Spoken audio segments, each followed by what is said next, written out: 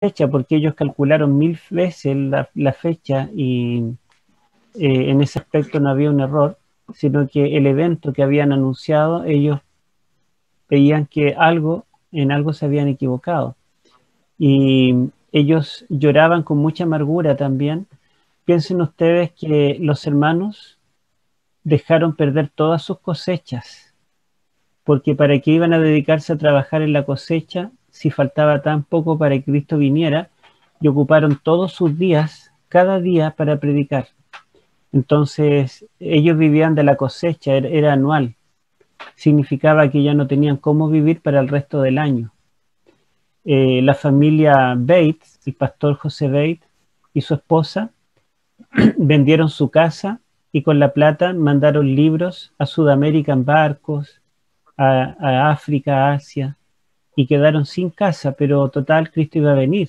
¿Para qué iban a necesitar casa? Y cuando vino el chasco, fíjense ustedes, piensen ustedes lo amargo que tiene que haber sido que Cristo no vino y ellos perdieron todo.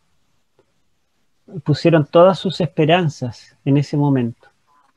Entonces, bueno, seguramente ustedes han leído la historia de este grupo que estaba en un granero esperando la segunda venida de Cristo, y ellos no cocinaron el día anterior porque al otro día Cristo iba a venir. ¿Para qué cocinar, verdad? Entonces imagínense familias completas con niños que no tenían qué comer, no habían preparado nada y estuvieron todo el día en ayunas esperando la venida de Cristo, toda la noche. Cristo no vino. Y el día 23 de octubre de 1844 fue un día de mucha amargura. Ellos lloraron todo el día y, y Iran Hudson y Crozier salieron digamos, de este grupo que estaba llorando en el granero, salieron a otro lugar donde habían otros grupos de hermanos también llorando, con el propósito de darle algún consuelo, aunque no tenían qué decir, pero por último para visitarlos, para estar con ellos. Y ellos no se atrevieron a ir por la ciudad porque todo el mundo se iba a burlar de ellos. Entonces se fueron por el campo, atravesaron un trigal para llegar a un lugar, al lugar donde iban a consolar a los hermanos. Y en medio del trigal, Edson tuvo como una intuición, como, digamos, como que se le iluminó la ampolleta, decimos nosotros. La tradición dice que fue una visión, pero él dijo que en realidad no es que tuvo una visión, sino que él sintió como que algo le hizo clic. Aquello que no había entendido de un momento, como que lo entendió. El Espíritu Santo lo iluminó y él entendió entonces que lo que Cristo había hecho el 22 de octubre de 1844 no había sido venir a la tierra, sino pasar del lugar santo al lugar santísimo. Porque la purificación del santuario era eso, el comienzo del juicio investigador, el comienzo del Yom Kippur. Y ellos, con toda la amargura que llevaban, se olvidaron de la amargura y corrieron por ese campo para visitar al grupo. Ellos iban a visitarlos para darle esperanza, pero sin ningún mensaje que entregar. Pero ahora llevaban un mensaje. Tomaron la escritura y les dijeron que la fecha estaba correcta, pero el evento no era ese. Y entendieron que Cristo ahora pasaba del lugar santo al lugar santísimo. Y bueno, y ustedes seguramente también saben que el capítulo que usaron para consolar a la iglesia fue Apocalipsis 10. Y este capítulo 10 le dio vida a la iglesia otra vez. Porque en Apocalipsis 10 se predice que el librito que había estado cerrado y sellado hasta el tiempo del fin sería abierto en el tiempo del fin, sería comprendido, sería predicado, sería dulce en la boca, pero cuando fuera digerido sería amargo en el vientre. Entonces ellos entendieron que esta profecía estaba justamente anunciando aquello que ellos habían experimentado. Y el capítulo 10 termina en una forma positiva, porque después de esa amarga experiencia de Juan al comer el librito, el Señor le dice, es necesario que profetices otra vez. sobre muchos pueblos, naciones, lenguas y reyes. Entonces ahí ellos entendieron de que eran el remanente final y que en vez de haber sido un mero cálculo humano, un error humano más y un chasco, en realidad había sido todo un plan dirigido por Dios, y Dios había permitido el error humano porque Dios podría haberles aclarado en algún sueño de alguna forma, pero Dios permitió que se equivocaran porque tenía un plan. Y allí ellos entienden que son el remanente final, perdón, y que ellos deben volver a predicar, pero ahora con el mensaje claro a toda nación, tribu, lengua y pueblo. Entonces, Apocalipsis 10 fue fundamental. Eso significa que los adventistas creemos que Apocalipsis 10 se cumple a partir de 1844. En realidad, Elena de White, en el conflicto de los siglos, dice que Apocalipsis 10 comienza en 1798. Si ustedes leen el comentario de ella dice que fue en 1798 cuando, después de la herida mortal, el mundo cristiano se dio cuenta que el principio día por año era válido. Entonces, ya que los tiempo y medio tiempo de Daniel 7 se habían cumplido utilizando este principio día por año, los cristianos aplicaron el mismo principio a Daniel 8 ahora, las 2300 tarde y mañana. Y eso los llevó a comprender que en 1844 ocurría la purificación del santuario. Y el historiador adventista Leroy Froom, en sus 4 volúmenes que escribe llamado La fe profética de nuestros padres, en varias páginas él destaca y cita a varios estudiosos de la época que justamente el entender que en 1798 se cumplía todas las profecías que anunciaban la herida mortal era la clave para entender entonces Apocalipsis 10 y Daniel 8:14, los 2300 días. Ahora vamos a compartir la diapositiva. Me imagino que se está grabando, sí. Vamos a compartir la diapositiva.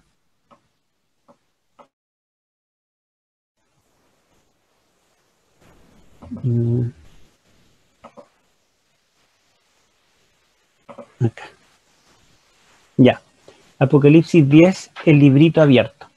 Y vamos a leer, ¿ya? Pero antes de leer el capítulo, así como panorámico, ustedes seguramente lo leyeron.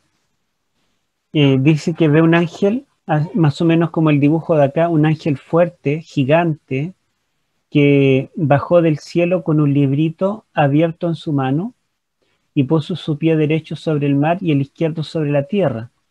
Sus pies eran como columnas de fuego, él estaba envuelto en una nube, dice que su rostro era como el sol, sobre su cabeza había un arco iris, y levantó su mano al cielo y juró por el que vive por los siglos.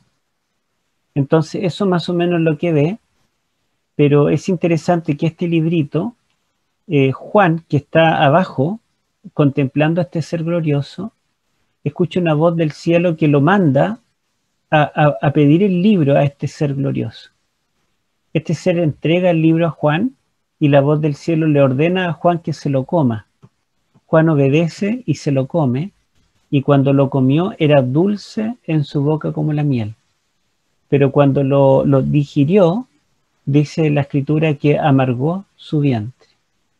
Pero después de eso escucha otra vez la voz del cielo que lo comisiona a volver a profetizar sobre toda nación, tribu, lengua y pueblo. Eso es el capítulo 10, es cortito.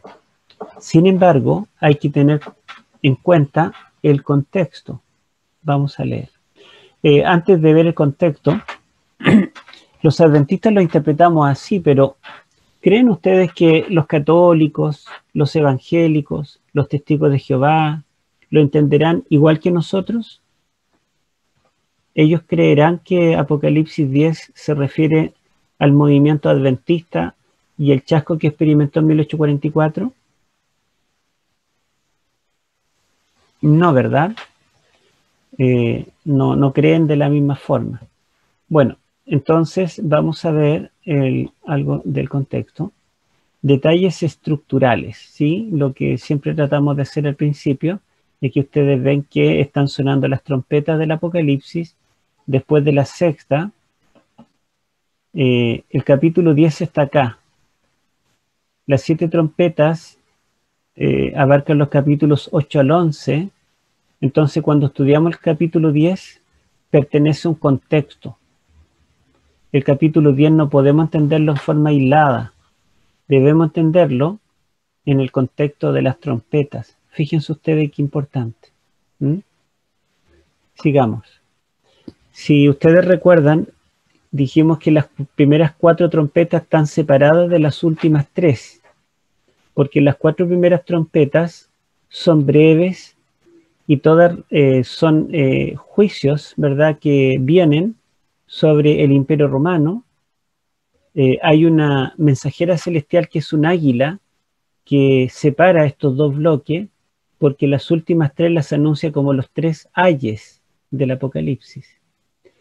Y suena la quinta y la sexta trompeta, y las características de estas trompetas son distintas a las 4 anteriores, pero son muy similares entre ellas, y son más extensas también.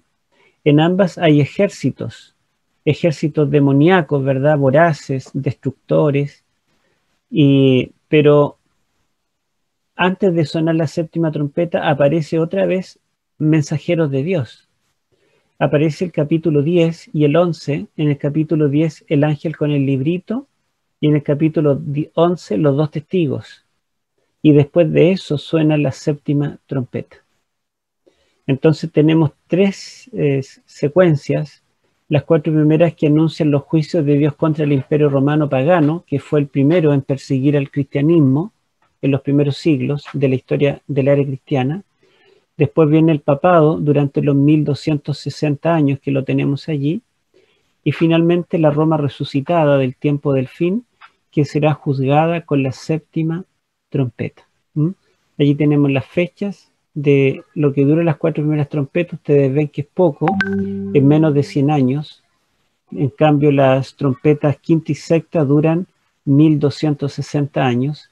Y la última, ¿verdad?, dura más o menos unos 200 años.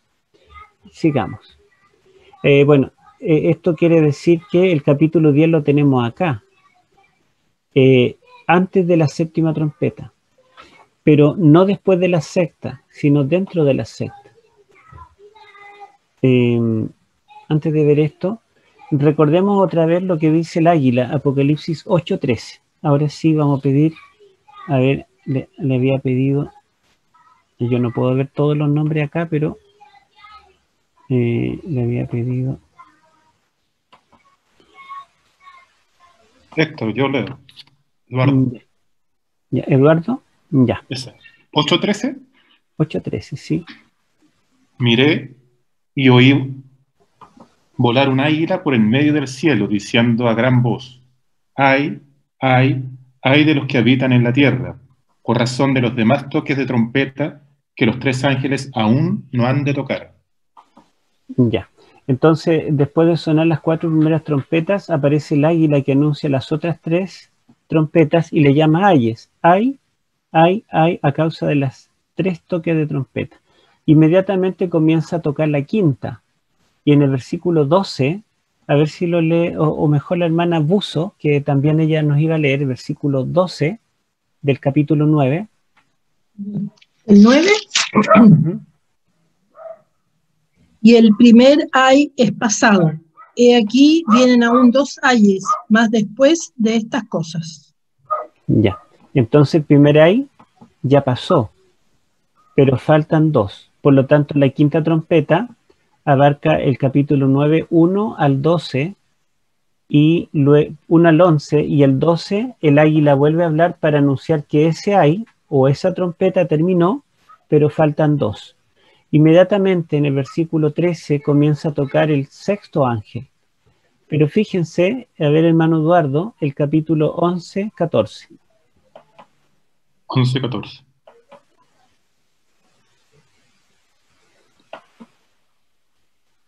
Ha pasado el segundo ay, he aquí el tercer ay viene pronto.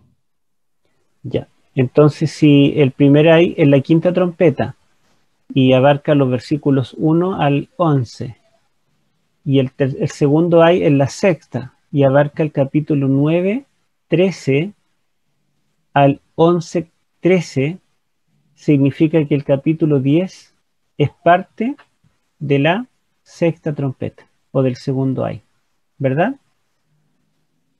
Eso es lo que tenemos, ¿cierto? Que el capítulo 10 es parte de la sexta trompeta.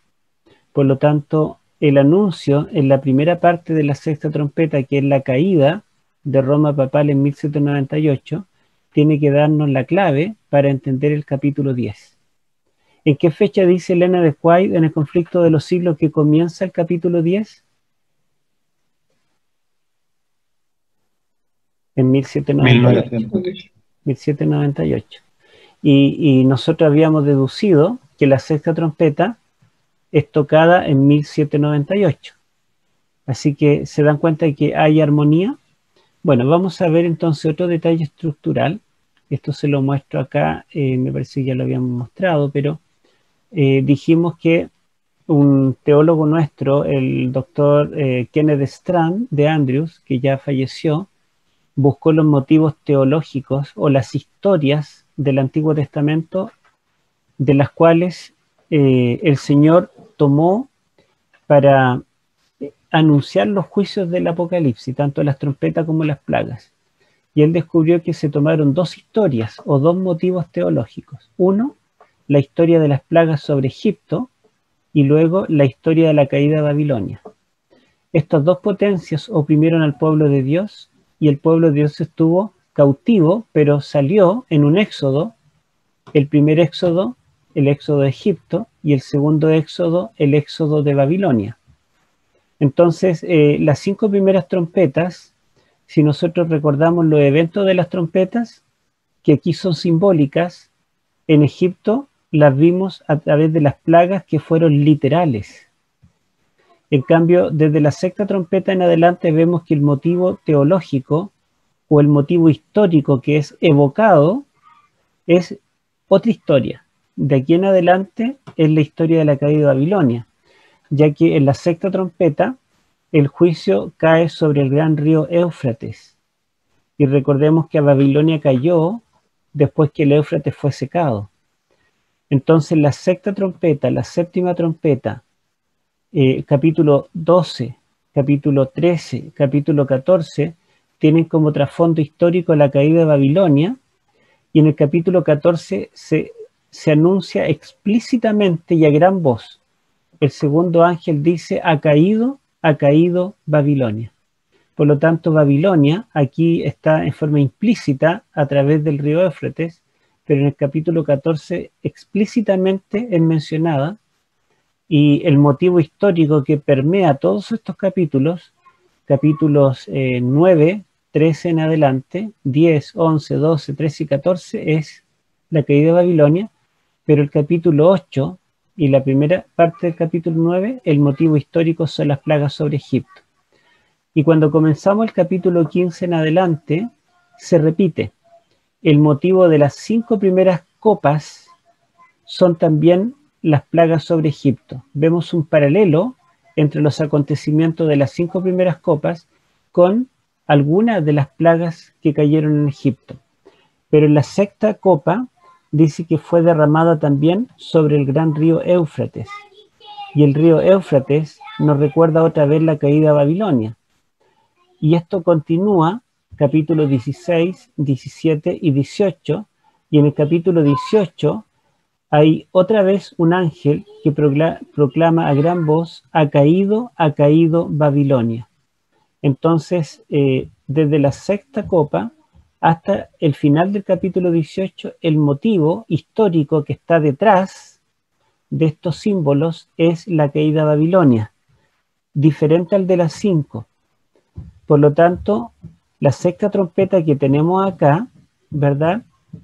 Y aquí fíjense que la sexta y la séptima aparecen juntas y están una detrás de la otra, pero sabemos que acá, si tenemos los capítulos 12 al 14, acá tenemos entre medio el capítulo 10 y capítulo 11. Y en el capítulo 10 está el ángel con el librito.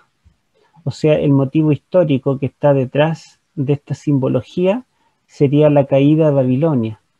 Pero la Babilonia literal había caído milenios antes, ya no existía y nunca más existirá según las profecías. Entonces en Apocalipsis, en el tiempo de Juan, no existe Babilonia ya. Hace siglos había sido destruida, para siempre.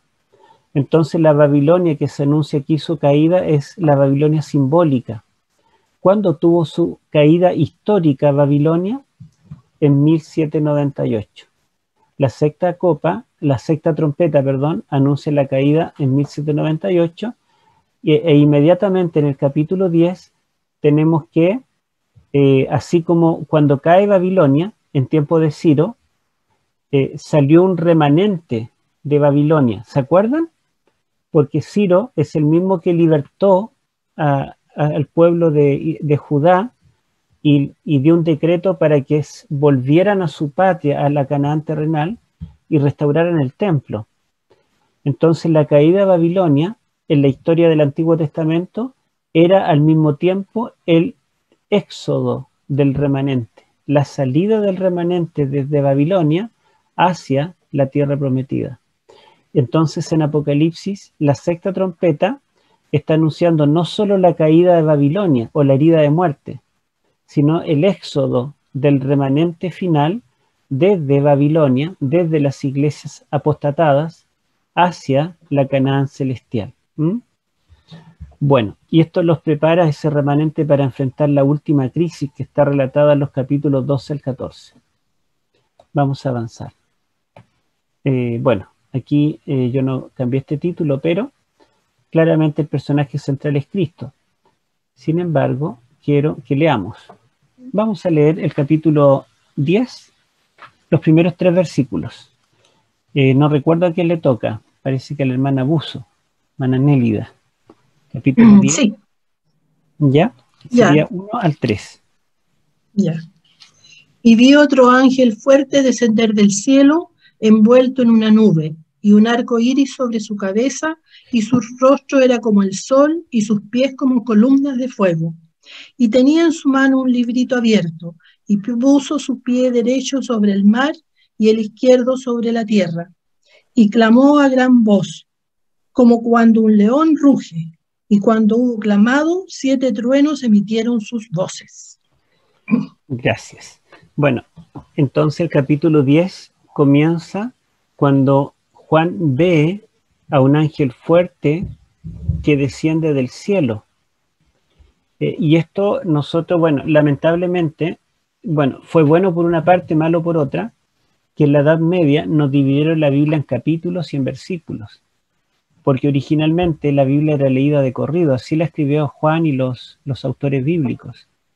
Entonces nosotros vemos que comienza un nuevo capítulo y lo separamos de lo anterior, pero la verdad es que esto está dentro de la sexta trompeta.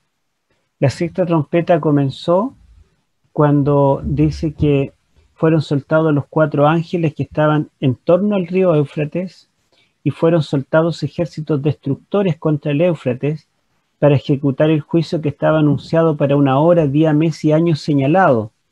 Ellos provocan una herida de muerte contra Babilonia y los que sobreviven no dejan de adorar a las imágenes y a los demonios, ¿verdad? Y entonces ve que del cielo desciende un ángel fuerte con un librito en la mano. Entonces esto está íntimamente ligado con esta destrucción que viene sobre Babilonia.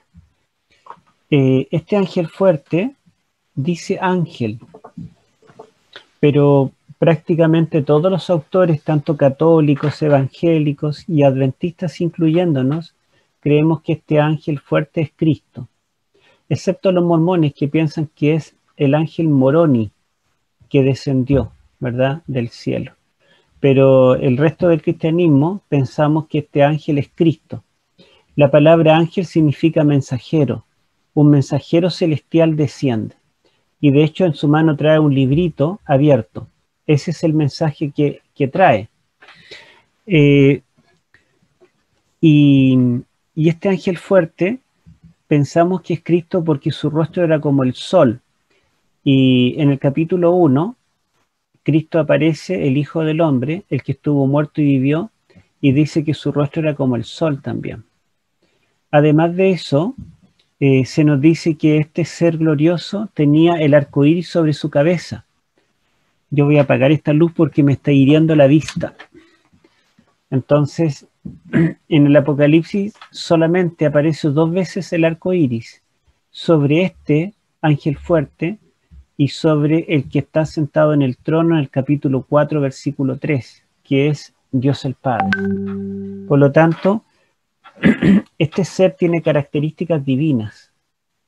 Y hay otras cosas interesantes porque la forma de presentarse o la forma como Juan lo ve en visión tienen directa relación con el mensaje que se le dará en el capítulo 10. Fíjense que este ser, a ver si ustedes buscan en la Biblia, yo sé que el micrófono no todo lo tienen disponible, pero la hermana Nélida y el hermano Eduardo que pueden responder, ¿cómo estaba vestido este ser? Busquen allí, léanlo en silencio y cuando lo encuentren me dicen. Envuelto en una nube. Venía envuelto en una nube. ¿Les recuerda algo esto? La segunda venida. La segunda venida, si Cristo viene en una nube. También el comienzo del juicio investigador, el Hijo del Hombre entra en una nube, ¿verdad? O en las nubes del cielo. Pero les voy a mencionar una pista más. Díganme ustedes cómo eran sus pies. Como columnas de fuego. Ya. Entonces, este ser tiene columnas de fuego y viene envuelto en una nube. El hermano Eduardo dijo el Sinaí.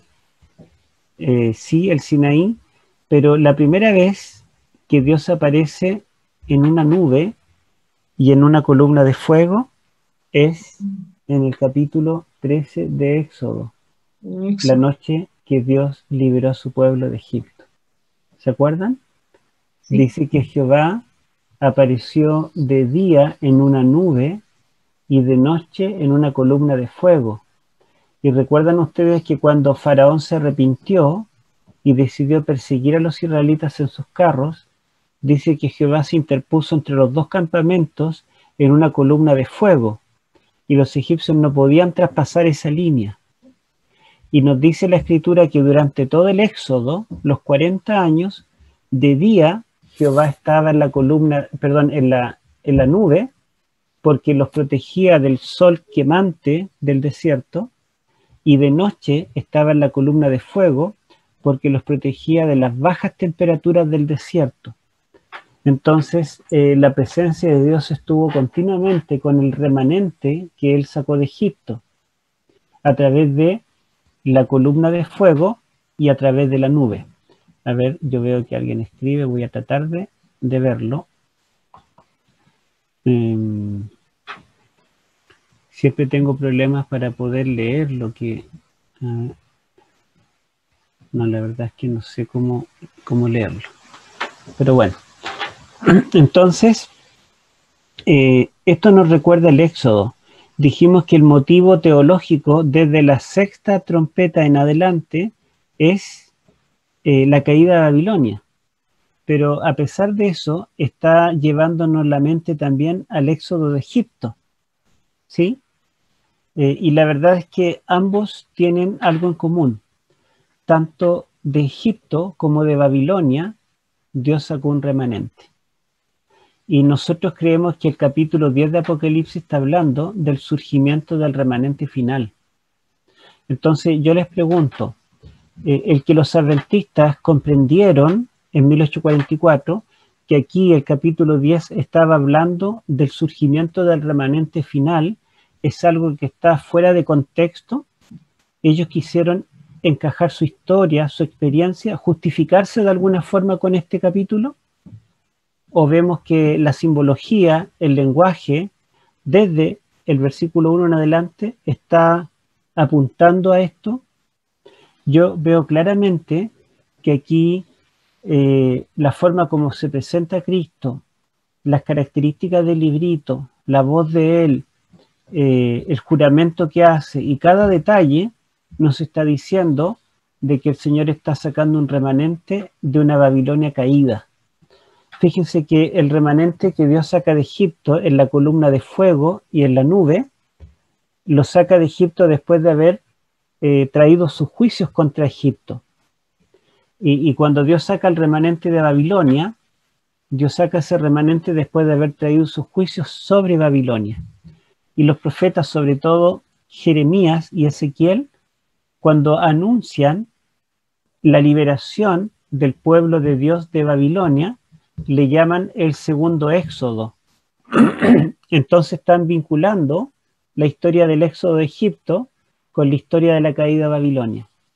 Y el mismo Daniel, en el capítulo 9 de Daniel, cuando él ora, antes de recibir la explicación de las 70 semanas, él dice: Señor, libera a tu pueblo. Tú, que sacaste a tu pueblo de Egipto, libéranos de nuevo. ¿Se acuerdan ustedes? Entonces, la base para Daniel, para pedir a Dios que lo liberara de Egipto, era la historia de la salida de Egipto. Bueno, veamos, ¿qué había sobre la cabeza de este ser? Y quizá muestro acá.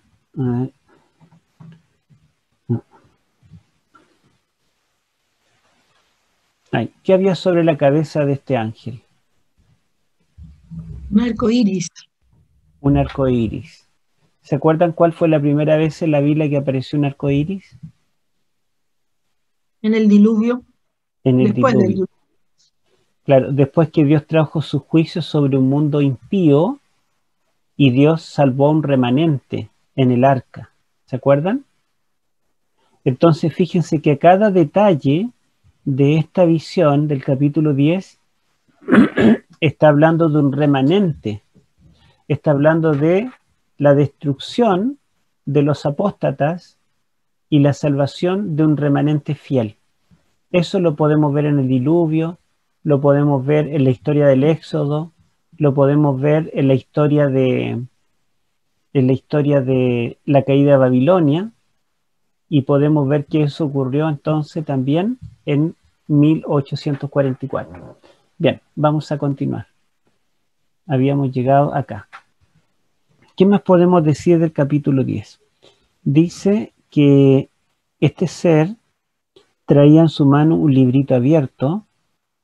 Cuando dice que traía un librito abierto, en el idioma griego está en una forma que se llama participio. Participio sería como el modo. Ustedes, bueno, no sé si se acuerdan mucho de gramática, porque eso lo estudiamos cuando somos chicos, pero cuando tenemos que estudiar otro idioma, volvemos a repasar la gramática. Está en participio y en tiempo perfecto, que en castellano sería el pretérito perfecto, y se traduciría, y en voz pasiva, no en voz activa, se traduciría literalmente un librito que ha sido abierto, ¿ya? Esta forma que se utiliza para, digamos, para referirse al librito abierto, nos da a entender que el libro no siempre estuvo abierto. No es que trajo un libro abierto que toda la historia estaba abierta. Por ejemplo, mira, aquí yo justamente tengo un libro abierto que estaba leyendo. Ustedes lo pueden ver, lo tengo abierto para que no se me pierda la página. Pero no significa que siempre ha estado abierto. O sea, este libro nunca estuvo sellado. Cerrado sí, pero sellado no. Sin embargo, uno puede, ahora en este tiempo nos acostumbramos a sellar los libros y a veces no cerramos los libros. Los podemos tener abiertos siempre, pero cuando dice un libro que ha sido abierto, quiere decir que este libro antes estuvo cerrado. En segundo lugar, podría haberlo escrito en otro tiempo verbal, no el perfecto, sino el imperfecto, y el imperfecto es un tiempo pasado lineal y significaría un libro un libro que estuvo abierto o estaba abierto, que siempre estuvo abierto.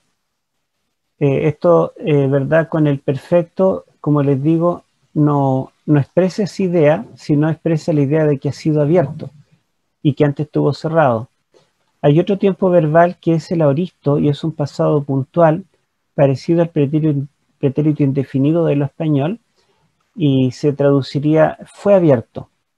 Y la idea del aoristo en griego es que fue abierto momentáneamente, pero volverá a ser cerrado después. Pero cuando está en perfecto, lo que expresa es que el libro ha sido abierto para nunca más ser cerrado. No es algo del momento, sino que el libro fue abierto para siempre, en forma definitiva, y permanecerá abierto hasta el fin. Y se podría también expresar en el tiempo pluscuamperfecto, que se traduciría al español como un libro que había sido abierto. Y da a entender que esta es una acción pasada, que sus efectos no continúan en el presente. Había sido abierto en algún momento, pero después siguió cerrado. En este caso, ¿verdad? La forma como está, el tiempo verbal, el modo verbal, en el modo participio, da a entender que, en verdad, es algo continuo, es algo permanente también. Y la voz pasiva quiere decir que el libro no se abrió por casualidad, no es que el libro se cayó al suelo y se abrió, sino que fue abierto intencionalmente por alguien. Y esto nos recuerda el libro de Daniel, que es el único libro del Antiguo Testamento que estaba cerrado y sellado hasta el tiempo del fin. Y en Daniel se nos dice que el tiempo del fin comienza cuando acaben los tiempos y medio tiempo. Eso es en 1798. Y Elena de White dice que Apocalipsis 10 comienza en 1798. Por lo tanto, es la fecha cuando el librito ha sido abierto. ¿Qué otra cosa podemos destacar? Este ángel dice que rugió como ruge un león. Solo Jehová ruge como león en el Antiguo Testamento. Y según los profetas menores dicen que cuando Jehová ruge es porque llama a su remanente. Entonces el rugido del león implica el llamado al remanente, el arco iris implica el surgimiento de un remanente, la columna de fuego y la nube recuerdan al remanente de Egipto. Entonces cada detalle está hablando de un remanente que está surgiendo después de la herida de muerte anunciada en la primera parte de la sexta trompeta. Bueno, vamos a leer algo más. Sí, pero antes de leer algo más, yo les voy a decir que nosotros los adventistas creemos que este ángel fuerte es el mismo ser que aparece en en Daniel capítulo 10 al 12. ¿Se acuerdan ustedes que cuando estudiamos Daniel capítulo 10, dice que se le apareció un ser glorioso, que su rostro era como el sol, sus pies como bronce bruñido, y dice que él también cuando apareció, Daniel cayó como muerto, y ese ser levantó su mano al cielo y juró. Vamos a leer algo de allí. Leamos en Daniel capítulo 12. En el 10 está la descripción de este ser, pero en el capítulo 12 está su interacción con Daniel y los ángeles. Daniel entonces, y creo que le toca al hermano Esteban, Daniel capítulo 12.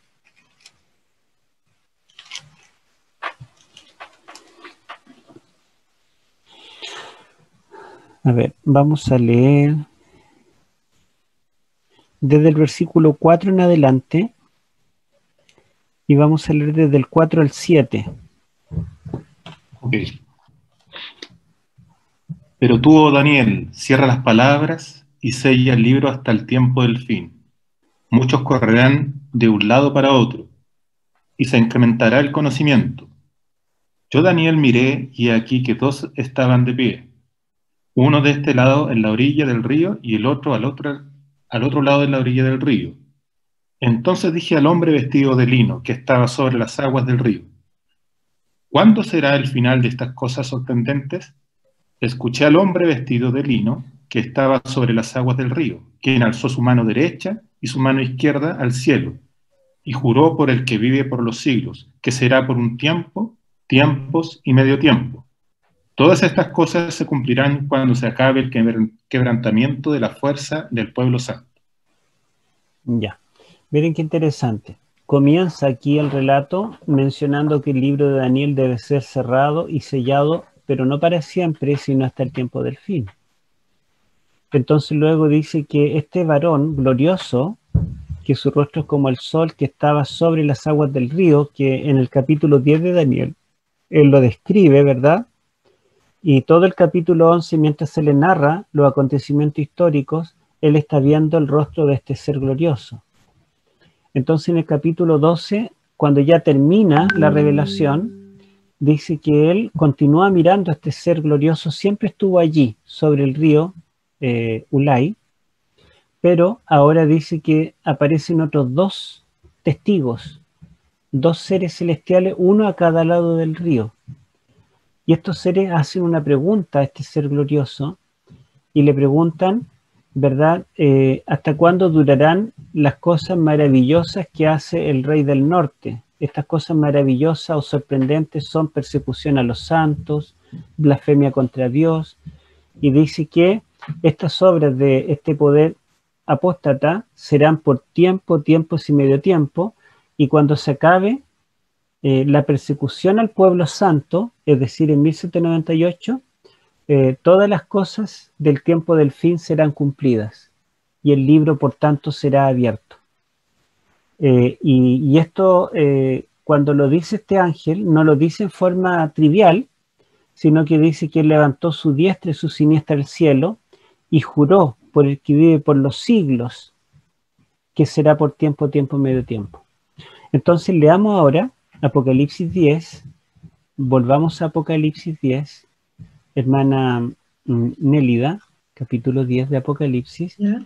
y veamos, habíamos leído solo la descripción de los primeros 3 versículos, pero ahora leamos los versículos 5 en adelante. Ya. ¿Hasta el 11? No, vamos a leer desde el 5 al 7. Ya. Y el ángel que vi en pie sobre el mar y sobre la tierra levantó su mano al cielo y juró por el que vive para siempre jamás, que creó el cielo y las cosas que están en él, y la tierra y las cosas que están en ella, y el mar y las cosas que están en él, que el tiempo no sería más. Pero en los días de la voz del séptimo ángel, cuando él comience a tocar la trompeta, el misterio de Dios será consumado, como él lo anunció a sus siervos los profetas. Gracias. Fíjense que este ser glorioso también levanta su mano al cielo y también jura por el que vive por los siglos, pero dice que ahora ya no jura que la persecución durará tiempo, tiempo y medio tiempo, sino que él jura que el tiempo no será más.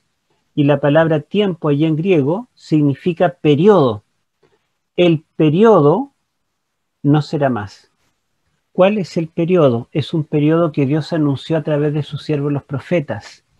Ese periodo son los tiempo, tiempo y medio tiempo. Entonces, en Daniel capítulo 10, aparece un varón glorioso, su rostro como el sol. Daniel cae como muerto, es imponente, gigante, ¿verdad?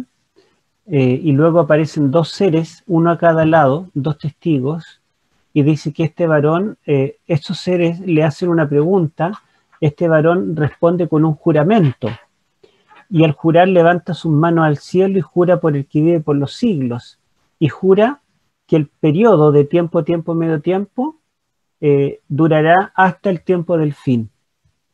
Y acá, ¿verdad? Y allí en Daniel 12, si seguimos leyendo, dice que en el tiempo del fin el librito se abrirá, pero no para todos, porque los impíos no entenderán, pero los sabios entenderán. o sea, el librito de Daniel será abierto para que el remanente lo entienda. ¿Quién es el remanente? Los sabios del pueblo, que al igual que Daniel y sus amigos, fueron los sabios de Babilonia, ¿verdad? Fueron el remanente que Dios llevó a Babilonia para testificar el mensaje de Dios. Así también en el tiempo del fin habrá un remanente, que son los sabios, y que ellos entenderán este librito porque habrá sido abierto. Y si ustedes, a ver, hermana Nélida, ¿usted podría leer solo el título del capítulo 11? Mediación del templo. ¿Y tiene algún título después? Por el 3, 4, su Biblia. Sí, el 3, en el 3 dice los dos testigos. Ya. Entonces, fíjense que dijimos que los capítulos 10 y 11 son parte de esta estructura. Son parte, a ver si lo tenemos por acá, los capítulos 9, la sexta trompeta, continúa con esta transición, que son los capítulos 10 y 11. Los capítulos 10 y 11 en total tienen 3 personajes. El ser glorioso, con el librito, más los 2 testigos que son vistos en el capítulo 11. Y en Daniel capítulo 10 al 12, primero también ve a un ser glorioso y luego ve a 2 testigos, uno a cada lado, que le hacen preguntas. ¿Lo recuerdan? Así que yo les pregunto, estos capítulos 10 y 11 que son parte de la sexta trompeta y que anteceden a la séptima, ¿tienen paralelos con Daniel capítulos 10 al 12? ¿Qué piensa usted, hermano Eduardo? O sea, sorprendentemente está claro, que o sea, nos deja claro que lo que está saliendo en Daniel ahora se revela lo que está hablando en Apocalipsis. Ya, gracias hermano por la opinión. Yo pienso que la mayoría piensa similar, ¿verdad? Ahora, si ustedes recuerdan, en Daniel capítulo 10 al 12, la verdad es que esa revelación de Daniel 10 al 12 es solamente para explicar los 2300 días del capítulo 8. ¿Mm? Eso nosotros lo explicamos en el seminario de Daniel. Daniel 8:14, los 2300 días, la purificación del santuario, no fue entendida por Daniel. Esa fue la parte que quedó cerrada y sellada hasta el tiempo del fin. Y por eso lo oró en el capítulo 9 y de nuevo en el capítulo 10. Entonces la revelación que se le da después del capítulo 10, del 11 al 12, es para explicarles más detalle 1844. Y por eso es que termina el libro diciendo bienaventurado el que llegue a 1844. Y esos bienaventurados son el remanente final que podrá comprender el librito sellado hasta el tiempo del fin. Y acá ustedes pueden ver lo mismo. Y si 1844 o la purificación del santuario representa el momento cuando el sumo sacerdote podía abrir el velo y entrar detrás del velo al lugar santísimo y podía estar frente a la gloria de Dios, a la Shekinah. Yo les pregunto, hermana Nélida, ¿usted recuerda qué había fuera de la presencia de Dios allí sobre el arca? ¿Qué había esculpido? Uno a cada lado. Un ángel. Uno a cada lado, ¿verdad? Un querubín Sí. a cada lado. Sí, estaban con las alas. Sí. Sí, muy bien. Entonces, Unidas. fíjense ustedes que en Daniel 10 al 12, primero ve a un ser glorioso con toda su gloria, y luego ve que hay 2 ángeles, uno a cada lado. Y acá en el capítulo 10 y 11 de Apocalipsis, después de que la sexta trompeta anuncia la herida de muerte, ve este ser glorioso con toda su gloria y ve 2 seres allí también junto con este ser glorioso. Entonces este trío, este ser glorioso y 2 seres, testigos de Dios allí, nos recuerdan justamente el lugar santísimo. Nos recuerdan el arca del pacto, que era abierta, era vista en el día de la expiación, en este caso en 1844. Bueno, a pesar de todos estos vínculos, hay algunos teólogos que piensan que el librito abierto del capítulo 10 no es el libro de Daniel. ¿Qué otro candidato podría haber? Esto parece bien evidente que es el libro de Daniel. pero otros piensan que es el libro del capítulo 5. ¿Se acuerdan cuánto estudiamos el capítulo 5 de Apocalipsis? Decía que en el capítulo 4 aparece un trono en el cielo, Dios con su gloria, los 4 querubines, los 24 ancianos, aparece el león de la tribu de Judá, y en el capítulo 5 dice que el que está sentado en el trono tiene en su mano un librito que está cerrado y sellado con 7 sellos. Y aparece un ángel fuerte que pregona a gran voz: ¿quién es digno de abrir el libro? Y no hay ninguno en el cielo, ni en la tierra, ni en el mar que pueda tomar el libro y abrirlo, hasta que aparece el león de la tribu de Judá, que él ha vencido para abrir el libro, y cuando lo ve un cordero que toma el libro de la mano del Padre. El libro sigue cerrado, sigue sellado, pero después de ser adorado en el capítulo 6, 7 y 8, este ser comienza a romper cada sello.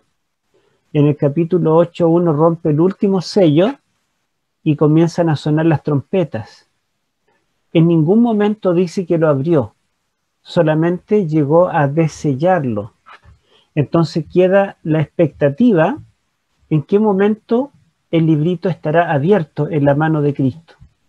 Y ahora en el capítulo 10, este ser glorioso que sabemos que es Cristo desciende del cielo y trae en su mano un librito abierto. Entonces algunos teólogos dicen, es el mismo. Es el libro cerrado y sellado del capítulo 5, que estaba en la mano del Padre y que después lo toma Jesús, que él comienza a romper los sellos, pero todavía no lo abre. Y como nunca lo abrió hasta ahora, tiene que ser el mismo que ahora este ser que es Cristo, lo trae del cielo a la tierra y lo trae abierto para que pueda ser entendido y predicado. ¿Tiene lógica o no? ¿Qué piensa usted, hermana Nélida? Bueno, podría ser. Podría ser, ¿verdad? Uh-huh. Podría ser. Bueno, miren, vamos a comparar las dos posturas. Aquí yo tengo un cuadro. Esto lo tomé de mi libro. La verdad es que no lo elaboré más bonito, pero son parte de párrafos que tengo en mi libro. Los que dicen que es el del capítulo 5, ellos argumentan que ese libro fue desellado, ¿verdad? Pero nunca fue abierto antes del capítulo 10. Y tampoco se menciona después del capítulo 10 que el libro del capítulo 5 fue abierto en algún momento. Por lo tanto, ellos dicen, tiene que ser el mismo. En segundo lugar, ese libro allá, ¿verdad? Del capítulo 10, Biblión, acá es Biblaridion, es similar, ¿verdad? Solo que allá está, ¿verdad? Como libro y acá está como librito en diminutivo. En ambos aparece el verbo sellar, porque el librito que está en la mano del Padre está sellado, y acá en el capítulo 10, versículo 4, dice que el librito está abierto, pero el ángel pronuncia, o más bien los 7 truenos pronuncian palabras que deben ser selladas. Así que el verbo sellar aparece en ambos capítulos. Y el verbo abrir también, porque dice que el libro nadie podía abrirlo en el 5, y acá dice que el librito estaba abierto. El ángel que proclama a gran voz quién es digno de abrir el libro, dice que es un ángel fuerte. Ángelos, ¿cómo es en griego? Isjuros. Isjuros significa fuerte. La misma frase aparece en el capítulo 10 que dice que vi descender del cielo un ángel fuerte. Se repite en ambos, ¿verdad? Y por último, dice que el ángel fuerte del capítulo 5 clamó a gran voz, ¿quién es digno de abrir el libro?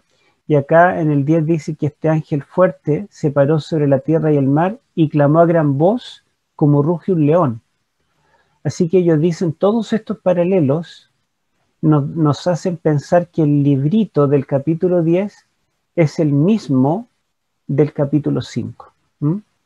Pero los teólogos, que son mayoría, y no estoy hablando de adventistas solamente, estoy hablando de católicos, evangélicos, que piensan que este librito del capítulo 10 es el libro de Daniel, ellos encuentran también paralelos.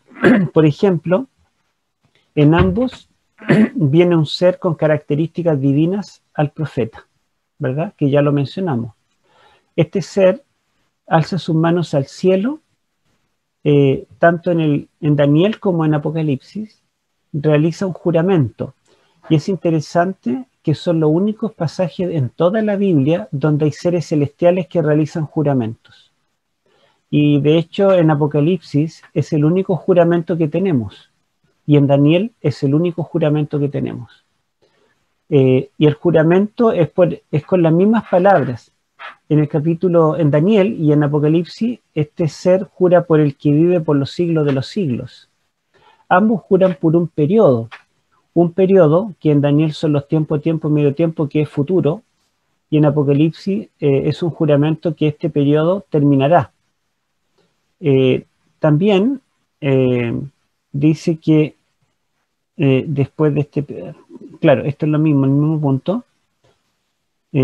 Bueno, dice que después de ese periodo se cumplirán las cosas del tiempo del fin, y acá dice que el misterio de Dios se consumará.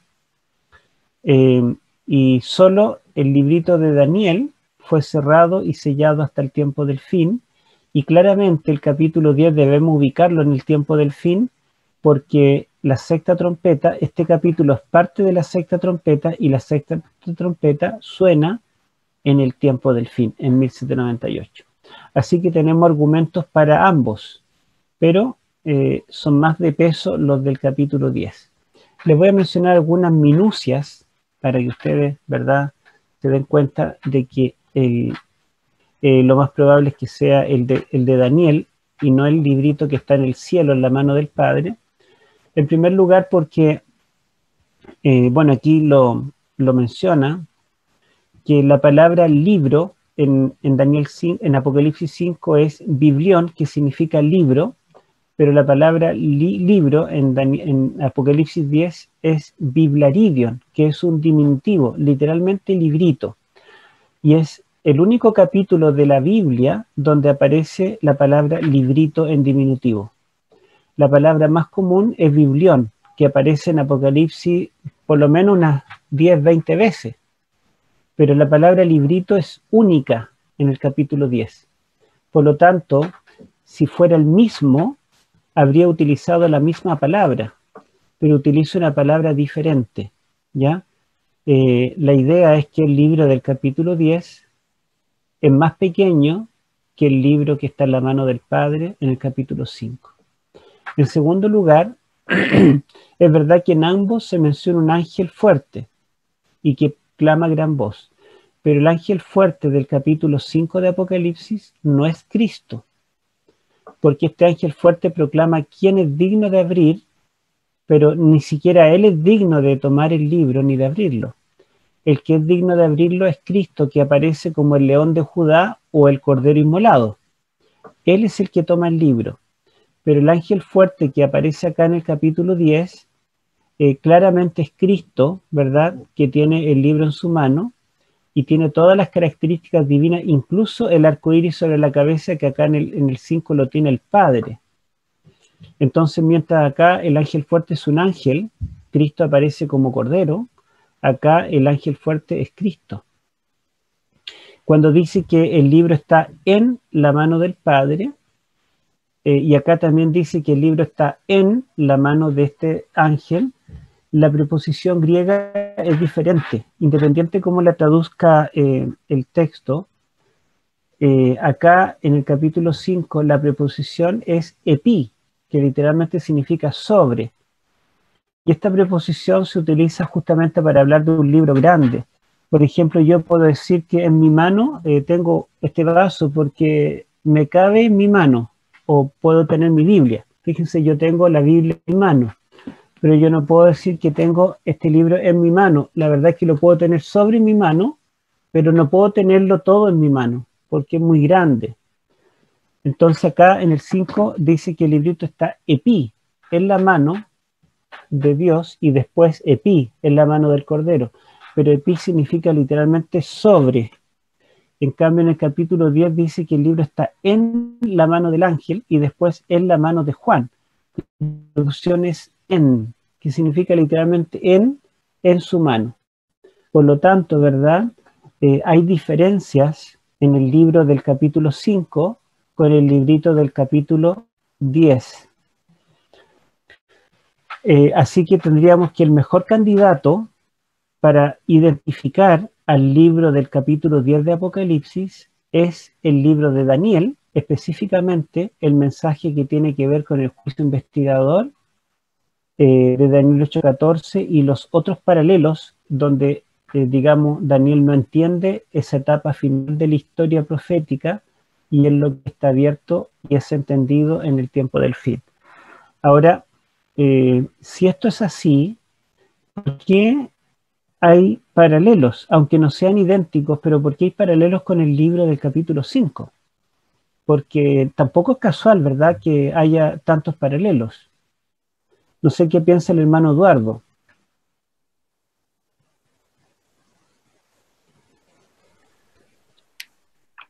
No lo sé, porque también es como que me da la sensación que el libro podría apuntar a lo que señalaban digamos, los otros estudiosos, pero realmente como tiende a confundir, creo yo, de que el Ajá, libro o digamos, la explicación que sea el capítulo 5 y la diferencia que nosotros tenemos con respecto al capítulo 10, que es el libro de Daniel, es bien difícil porque igual hay similitudes y las que tenemos sí son relevantes, pero me parece que las otras también son como válidas, digamos, de alguna claro, manera.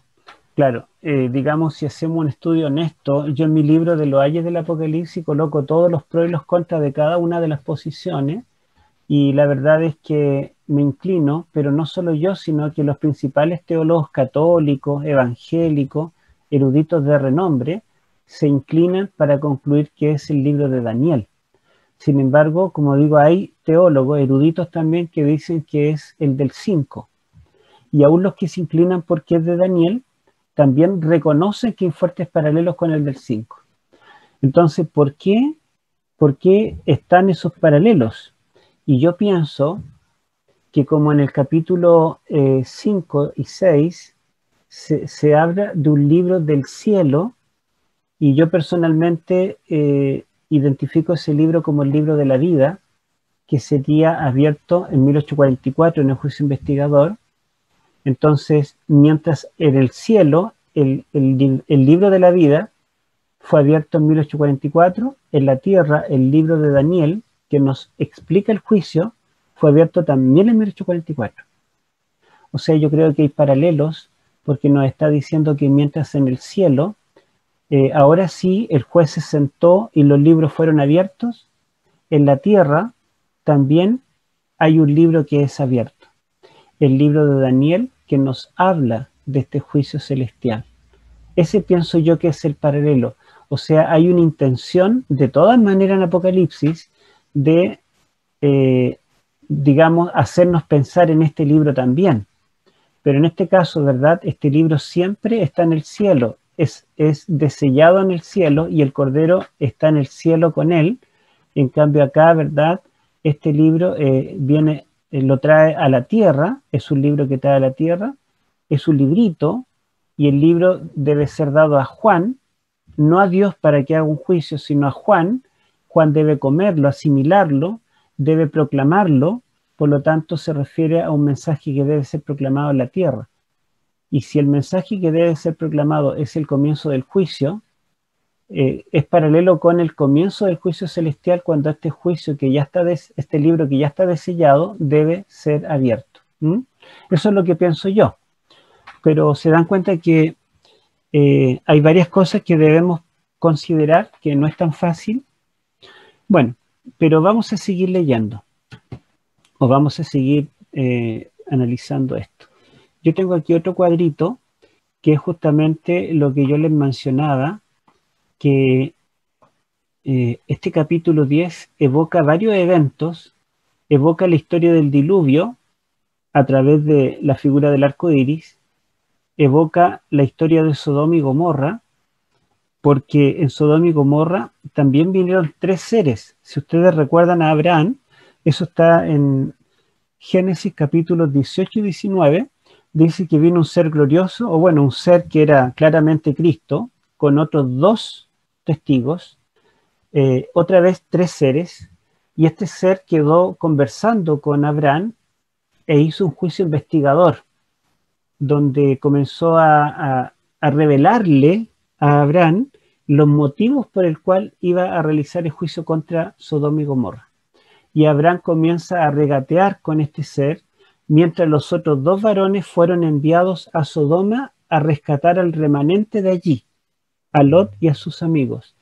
Y de hecho, no solamente estos 2 testigos de Apocalipsis 11 nos recuerdan a los 2 ángeles que fueron a Sodoma, sino que en el capítulo 11 dice que los 2 testigos son muertos en la ciudad que se llama espiritualmente Sodoma y Egipto.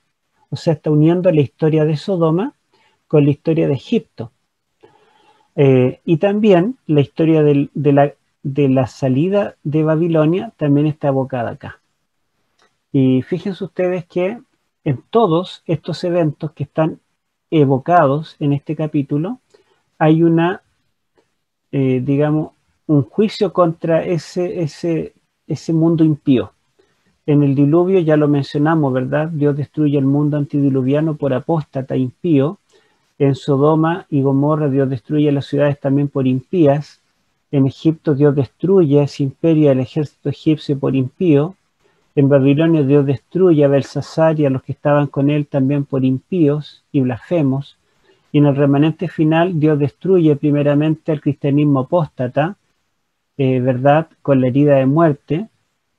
Y en algunos de ellos hay un periodo de cautiverio que se acaba.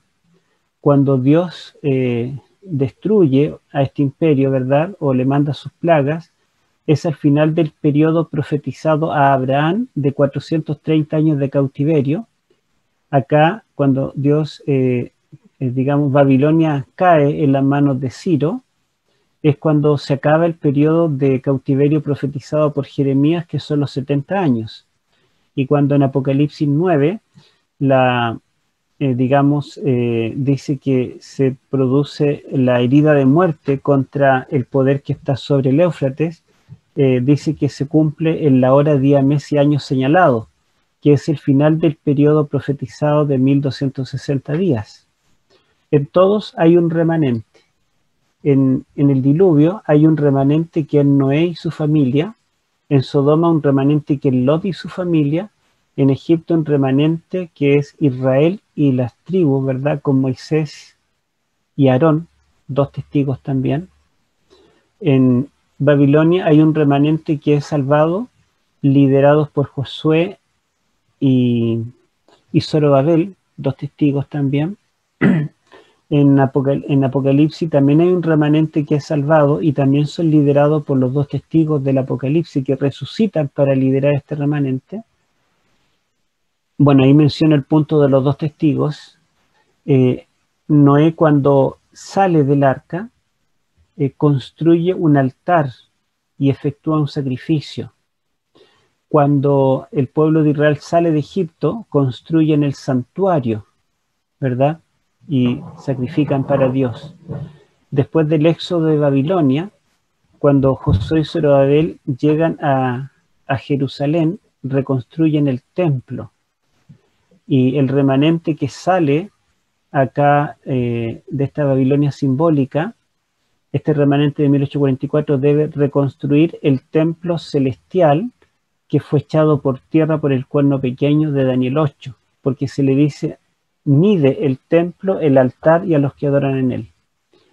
En ambos hay un pacto. Dios hace un nuevo pacto con Noé después del diluvio, ¿se acuerdan? También hay un pacto que Dios hace con Israel en Sinaí. Se cumple aquí en la salida de Babilonia el nuevo pacto que Dios anunció en Jeremías 31 con el remanente que saliera de Babilonia. Y también, ¿verdad? El remanente que sale en 1844, Dios hace un nuevo pacto con ellos, ¿verdad? Y ellos son los que proclaman las tablas del pacto. Después tenemos que Noé restaura la verdadera adoración. Lo mismo tenemos con Israel cuando sale de Egipto, con Judá cuando sale de Babilonia, y el remanente cuando sale, ¿verdad?, de la Babilonia simbólica, restaura las verdades. Y finalmente Dios da autoridad a Noé después del diluvio, le da autoridad para sojuzgar la tierra. También hay autoridad para el pueblo que sale de Egipto para poseer la tierra prometida. El remanente que sale de Babilonia le da autoridad para habitar la Jerusalén terrenal, y el remanente que sale en 1844 se le da también la bendición de heredar la Jerusalén celestial. Así que ustedes pueden ver que hay muchos paralelos en estas historias que están evocadas en el capítulo 10. Pero vamos a leer algo más. Leamos el versículo Apocalipsis 10. Miren, quiero que nos detengamos en un versículo, en el versículo 6 y 7. No recuerdo a quién le toca leer.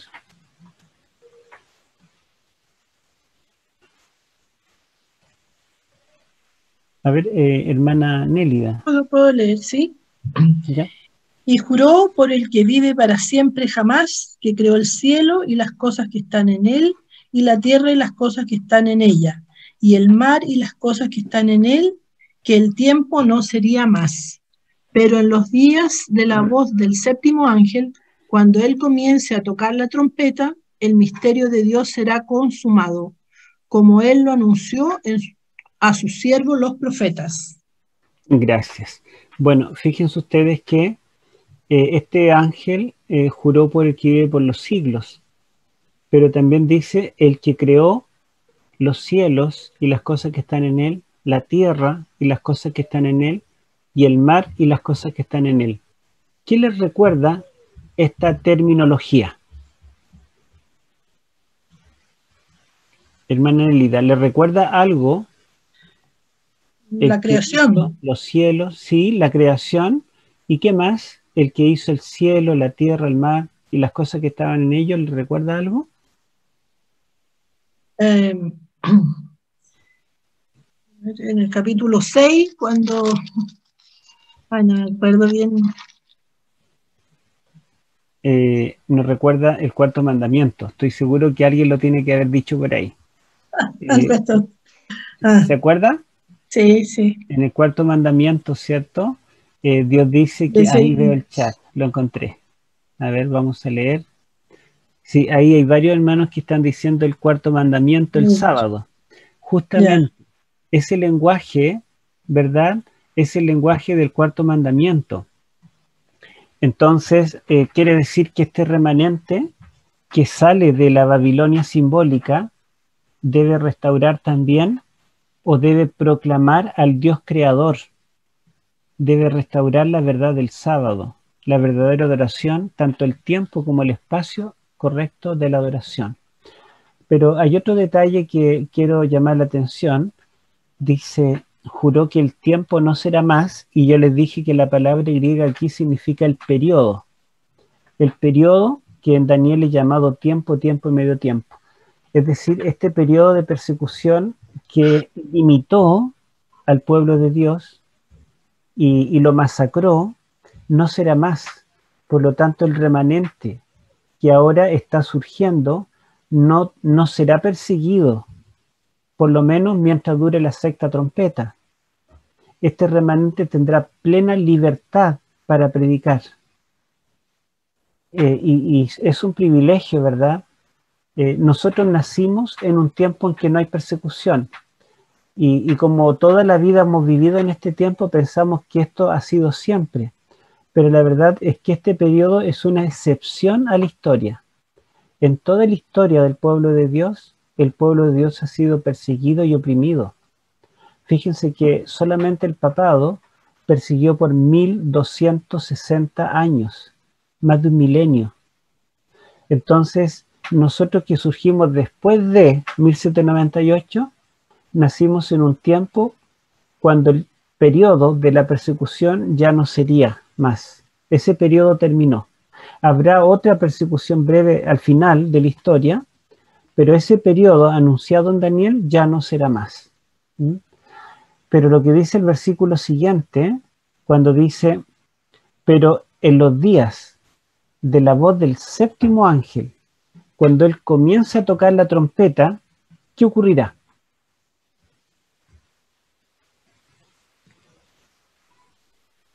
El misterio de Dios será consumado. El misterio de Dios será consumado. ¿Mm? ¿Qué es el misterio de Dios? El misterio de Dios es el plan de salvación, es el evangelio que según Pablo estuvo oculto desde el principio del mundo, pero que ha sido revelado paulatinamente, ¿verdad?, a través de los ritos del santuario y explícitamente a través de Cristo, cuando se encarna, cuando muere en la cruz. Entonces el misterio de Dios, que es el evangelio, el plan de salvación, será consumado, se completará cuando comience a sonar la séptima trompeta. Eso quiere decir que cuando comience a sonar la séptima trompeta, se acabará la gracia, se terminará la predicación del evangelio. Por lo tanto, el tiempo para que el remanente haga su obra es solamente mientras suene la sexta trompeta. ¿Mm? Miren qué interesante, ¿verdad? Vamos a leer entonces la comisión que se le da a Juan, versículos 8 al 10. Y ahora le vamos a pedir al hermano Eduardo que nos lea estos versículos, 8 al 10. Y la voz que oí del cielo habló otra vez conmigo, diciendo, Ve, toma el librito abierto de la mano del ángel que está en pie sobre el mar y sobre la tierra. Fui al ángel diciéndole que me diera el librito, y me dijo, toma y trágalo, y hará amargar tu estómago, pero en tu boca será dulce como la miel. Y tomé el librito de la mano del ángel y lo tragué, y era dulce en mi boca como la miel, pero cuando lo comí, mi estómago se hizo amargo. Ya, gracias. Bueno, entonces este ángel que tenía el librito en su mano, jura por el que vive por los siglos, el que creó el cielo, la tierra y el mar, jura que el periodo de persecución se acabará. Y, ¿verdad? Pero dice también que cuando la séptima trompeta comienza a ser tocada, el tiempo de gracia se acabará. Por lo tanto, el tiempo que tiene Juan para proclamar las verdades del librito es un tiempo corto. Inmediatamente hay una voz del cielo que habla y que ordena a Juan ir al ángel, pedirle el librito y dice que debe comerlo. En su boca será dulce como la miel, pero cuando lo trague, amargará su vientre. Esto es interpretado de distintas formas. Yo no sé si ustedes se han preguntado cómo lo interpreta alguien no adventista, porque si todos los cristianos interpretáramos esta experiencia de la misma forma, todos los cristianos diríamos que esto está anunciando el chasco de 1844 y que el grupo que surge después del chasco es el remanente final. Pero obviamente no es así, porque si no, no seguirían siendo de otras denominaciones, serían adventistas. Por ejemplo, por decirles algunos ejemplos, la Iglesia Católica lo interpreta en su mayoría, porque también hay distintas interpretaciones, pero en su mayoría son preteristas y piensan que el Apocalipsis completo se cumple en el siglo I, o por lo menos en el tiempo de Roma. Entonces ellos dicen que este librito es el Evangelio en sí, o el Antiguo Testamento, que fue oculto a través de símbolos y ritos y que no fue plenamente entendido, pero que en el tiempo apostólico, este librito, la revelación que Dios dio a través del Antiguo Testamento fue plenamente comprendido. Entonces, ¿quiénes son los dos testigos que aparecen a continuación en el capítulo 11? Ellos dicen son Pablo y Pedro, porque Pedro fue testigo a los judíos y Pablo fue testigo a los gentiles. Ellos comieron este librito, ellos comprendieron el Evangelio y lo predicaron, ¿verdad?, a todo el mundo, judío y gentil. En su boca fue dulce como la miel, predicar el evangelio, las buenas nuevas, pero fue amargo en su vientre la persecución que recibieron de parte de los judíos y de parte de los romanos. Así lo entienden ellos. Hermana Nélida, ¿le parece lógico esto o no? ¿Tiene algo de lógica? Bueno, para nosotros no, porque conocemos la otra, Podríamos cómo es. decir que estamos como prejuiciados para entenderlo de una forma, pero si no lo entendiéramos así, si fuéramos neutrales, si nosotros vamos a la Biblia sin ser adventistas, tal vez nos parecería lógico, ¿verdad? O por lo A lo menos mejor, algo. sí. Ajá, sí, ¿verdad? Bueno, el mundo evangélico en su mayoría piensa que esto se refiere a un evento futuro que será después del rapto. Cuando los judíos literales comprendan que Jesús era el Mesías y lo acepten, será dulce en su boca, pero será amarga en el vientre la persecución del anticristo que vendrá contra ellos. Cuando dice que deben medir el templo, el altar y los que quedaron en él, ellos lo toman literalmente que los judíos fieles restaurarán el templo de Jerusalén. Y cuando dice que Jerusalén será hollada por los gentiles, en el capítulo 11, ellos dicen que literalmente el anticristo va a pisotear a los, es verdad, a los que crean en este mensaje. Entonces ellos lo interpretan todo en forma literal, pero en un tiempo después del rapto. Los testigos de Jehová, ellos dicen que este librito y este acto de Juan de comer el libro es el surgimiento del remanente final, que son los testigos de Jehová. Ellos entienden la verdad y ellos deben proclamar que todas las iglesias cristianas son apóstatas, son Babilonia. ¿Mm? Los mormones dicen que este ángel fuerte es el ángel Moroni. El librito es la revelación que le trae a José Smith. Y José Smith, al leer el libro, comprende la verdad y escribe el libro del Mormón. Y que ellos son los santos de los últimos días que deben llevar este mensaje a todo el mundo. Fíjense cómo cada iglesia encuentra una interpretación para esto. Entonces, ¿por qué debe ser nuestra interpretación más correcta que las otras interpretaciones? Si hubiéramos nacido en otra denominación cristiana, ¿encontraríamos lógica la interpretación adventista? Y yo les hago estas preguntas porque si este capítulo fue la única respuesta o la respuesta más sólida que encontraron nuestros pioneros para entender el chasco de 1844, si esto no tiene solidez, si no es lo que la Biblia está diciendo, si no es lo que nuestros pioneros quizá erróneamente entendieron, o lo que nosotros queremos entender para justificar la experiencia del chasco, si es así, entonces nosotros somos impostores, como dice Pablo a los Corintios en el capítulo 15. No tendría razón de existir nuestra iglesia si hubiera otra interpretación. ¿Por qué este librito es el de Daniel y por qué la experiencia de Juan es la experiencia de nuestros pioneros? Bueno, en primer lugar, y quizá tendría que darle mucho antecedente, pero voy a decir algunos. En primer lugar, nosotros encontramos aquí paralelos en el Antiguo Testamento que nos ayudan a entender esta historia. Encontramos que el profeta Ezequiel, que es el profeta del tiempo del fin, tiene que comer un librito que es dulce en su boca y amargo en el vientre. O sea, Juan no es el primero que realiza esta acción.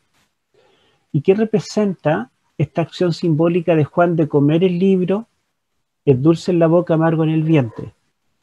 En general, se entiende que los profetas realizaban acciones simbólicas que lo que ellos hacían, el pueblo de Dios o un remanente fiel lo haría en un futuro. Por ejemplo, por mencionar lo que hace Ezequiel en el capítulo 4, él tiene que raparse el pelo como un esclavo, tiene que vestirse con un saco, tiene que cocinar un pan en excremento, y es la única comida del día, tiene que dormir a la intemperie, y cuando le pregunten por qué estás así, ¿qué significa esto? Él les debe decir, lo que yo estoy ahora dramatizando, todo el pueblo de Dios lo experimentará en el futuro, cuando Babilonia nos lleve cautivos y tengamos que dormir a la intemperie, nos raparán, nos vestiremos con un saco, etcétera, etcétera. Entonces, lo que Juan está haciendo, está representando a través de acciones simbólicas lo que un remanente del pueblo de Dios vivirá en el futuro. En ese sentido, ¿verdad? Nosotros podemos entender que somos nosotros, los testigos de Jehová, ellos. Los reformadores pensaban que eran ellos en el siglo XVI, después que la Biblia estuvo prohibida por la Inquisición y la Biblia fue traducida a todos los idiomas. Ellos dicen, el librito fue abierto. ¿Cuál es el librito? La Biblia. Fue dulce en su boca predicar la justificación por la fe, pero fue amargo en el vientre la contrarreforma, que persiguió y masacró a los protestantes en cada país donde huían. Ahora, la mayoría de los grupos cristianos interpreta esto de que es dulce en la boca y amargo en el vientre como una experiencia externa. Y este yo creo que es el punto decisivo que da la clave para poder definir una postura, porque casi todos lo identifican con una persecución que viene después. ¿Qué es amargo en el vientre? Es la persecución que viene contra los cristianos en el tiempo de Pablo y Pedro, o la persecución que viene en la contrarreforma contra los luteranos, o la persecución que vendrá después del rapto contra los judíos que acepten a Cristo por parte del anticristo, etcétera, etcétera. Pero cuando nosotros vemos en detalle lo que está diciendo el texto, no es una experiencia externa a Juan, sino que es una experiencia interna. Él come el libro, él lo saborea y lo encuentra dulce en su boca, y en su vientre es amargo.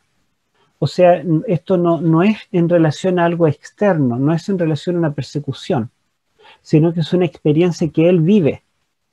Y si Juan está representando al remanente, entonces tiene que ser una amargura que vive, que experimenta el remanente, producto del estudio de este libro. ¿Y qué significa comer el libro y que sea dulce en la boca? Lo entendemos a la luz de el profeta Ezequiel en el capítulo 3, donde dice que él come el libro y eso significa que él debe estudiarlo. Y entonces, ¿verdad? La dulzura tiene que ver con el estudio, con la comprensión del libro. ¿Y cuál es el libro? Según la mayoría de los teólogos católicos evangélicos, es el libro de Daniel. Por lo tanto, significa que Juan, que está representando un remanente del cristianismo del tiempo del fin, este remanente del cristianismo del tiempo del fin debía estudiar Daniel, comprender Daniel, predicar Daniel, y esto iba a ser lo dulce. Y lo amargo no iba a ser una persecución que iba a recibir, sino una experiencia interna que ellos iban a experimentar, ellos iban a vivir, valga la redundancia. Y la experiencia que experimentó este remanente después del chasco fue una experiencia interna, fue una vivencia personal de haberse dado cuenta que habían cometido un error y que Cristo no venía. Esa fue la mayor amargura. Ahora, fuera de eso también, como dijimos, todo texto tiene un contexto. Si nosotros vemos que el capítulo 10 está en el contexto de las trompetas, y más aún, es parte de la sexta trompeta, y la sexta trompeta comienza a sonar en 1798, entonces nosotros no podemos decir que el capítulo 10 se cumplió en el siglo I con Pedro y Pablo, o que se cumplirá después del rapto, después que seamos llevados al cielo, o que se cumplió en el siglo XVI, en el tiempo de la Reforma y Contrarreforma, sino que esto nos limita en el tiempo, incluso en el espacio, que no lo vamos a ver, pero hay detalles que nos muestran que esto debe cumplirse en Estados Unidos, y que desde allí Juan o el remanente debe predicar en toda nación, tribu, lengua y pueblo. Por otro lado, ¿verdad? A ver, yo iba a decir algo más sobre las trompetas. Iba a decir algo muy importante. Me quedo aquí detenido. ¿Quién es el personaje principal de este capítulo?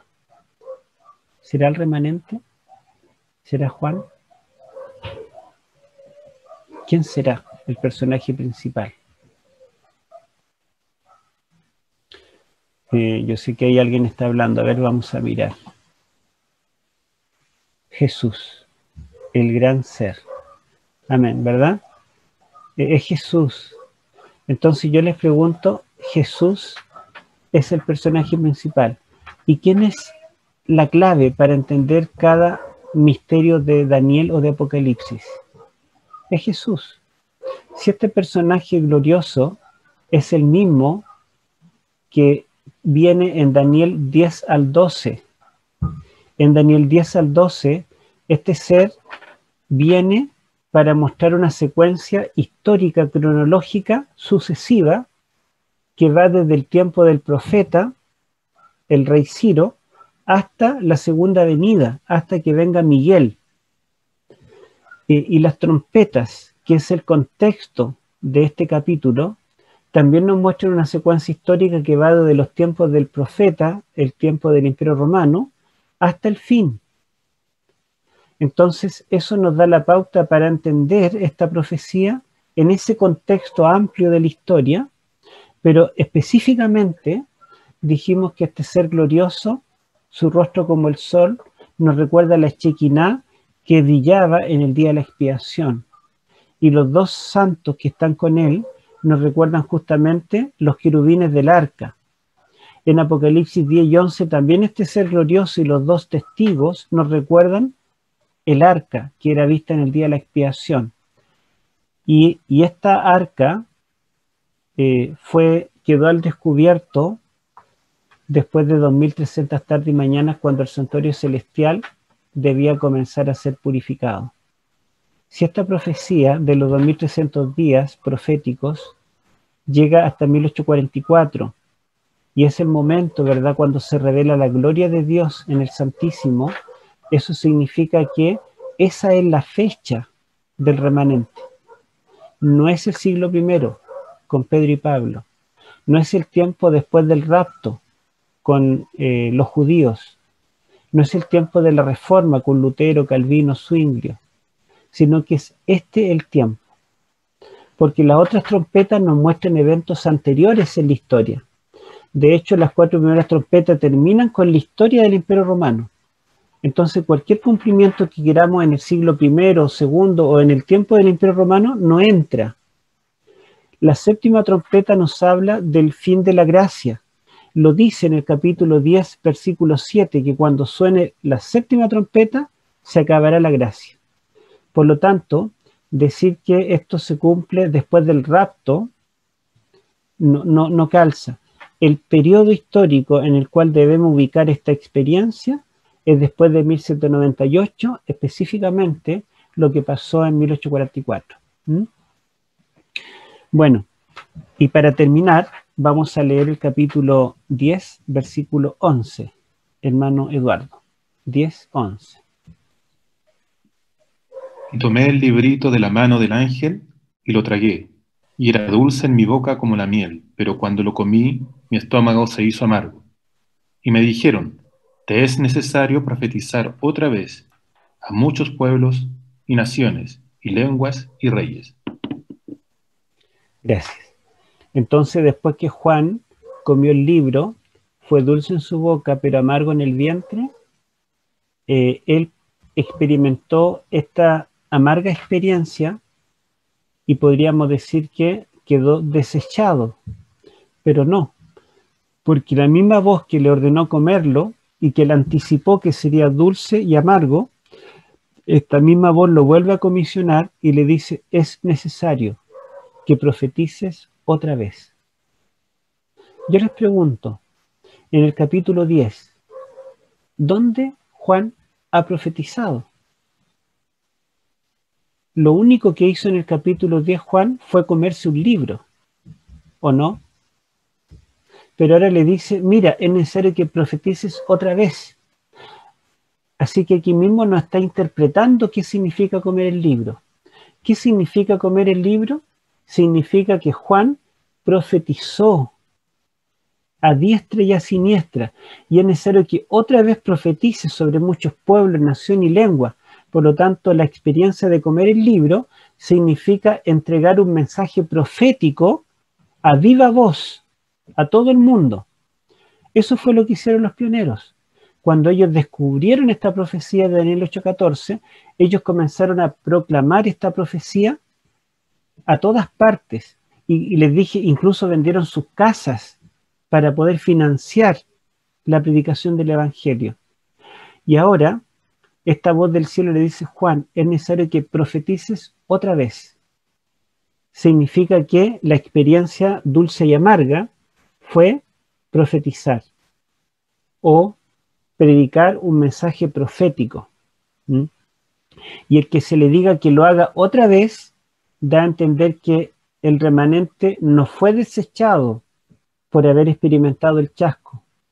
El error estaba fríamente calculado. Dios incluso nuestros errores los encausa para el bien. Y yo creo que ustedes lo han experimentado. ¿Cuántos errores que hemos cometido? Y la verdad es que Dios los ha encausado para traernos bendición, a pesar de haber cometido errores. Entonces el remanente cometió un error. Se equivocó. Fue una experiencia amarga. Pero el Señor no lo desecha y lo comisiona para llevar un mensaje a toda nación, tribu, lengua y pueblo. Y luego tenemos en el capítulo 14 que son 3 ángeles los que llevan un mensaje del Evangelio eterno a toda nación, tribu, lengua y pueblo. Entonces, ¿quién es este grupo representado por Juan acá?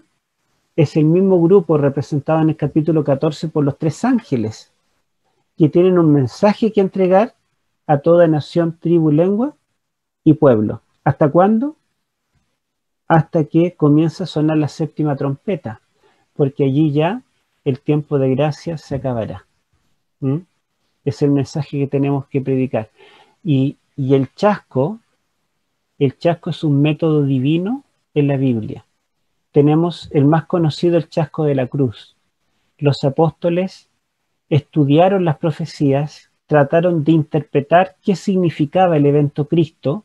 Ellos acertaron cuando Pedro dice, tú eres el Cristo, el Hijo del Dios viviente. Estaban correctos al interpretar las profecías. Pero cuando Jesús le dijo, bien Pedro, entonces les puedo decir a qué vengo. Vengo a morir. Me van a matar esta semana. Y Pedro le dice, no, en ningún modo entres a Jerusalén, no te dejaré entrar. Y Jesús le dice, apártate de mí, Satanás, me eres tropiezo. Y Pedro llegó más aún a negar a Cristo. Qué chasco, ¿verdad? Ellos habían identificado correctamente, interpretado correctamente las profecías que anunciaban a Cristo.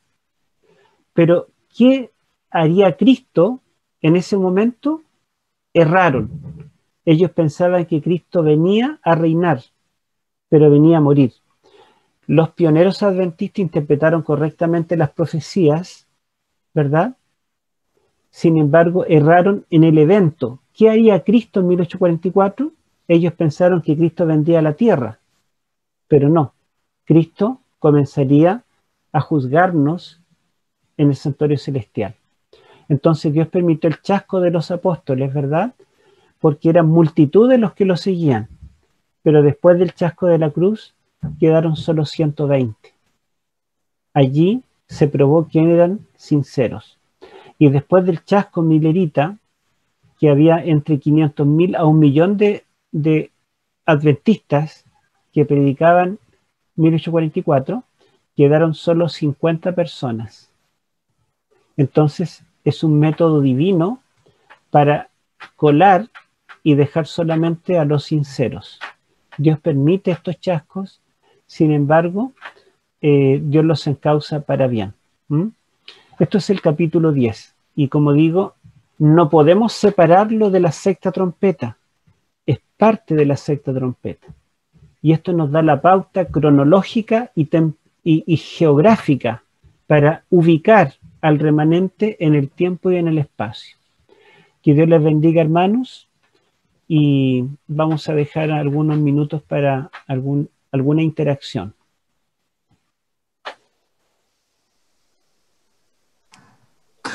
Buenas noches, hermano. ¿Quiere hacer una pregunta?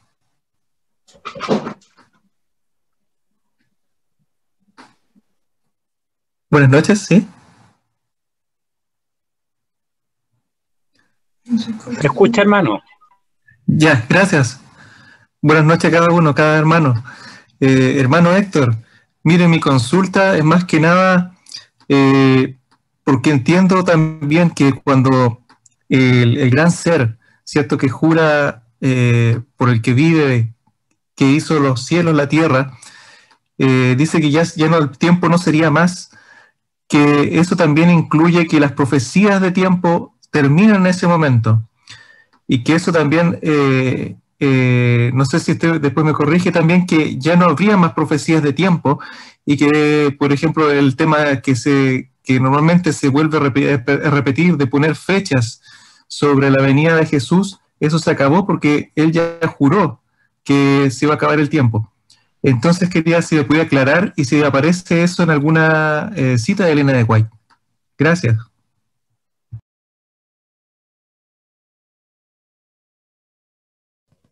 Hermano, tiene el micrófono apagado. Ya, por eso el hermano no me escuchaba cuando le decía que sí. Bueno, sí, las profecías se acaban con 1844, las profecías de tiempo, ¿verdad? Ya no hay una profecía que anuncie un evento con fechas. Y Elena de White lo dice en varias oportunidades. Entonces, ya no hay alguna profecía como para colocar un tiempo para esto.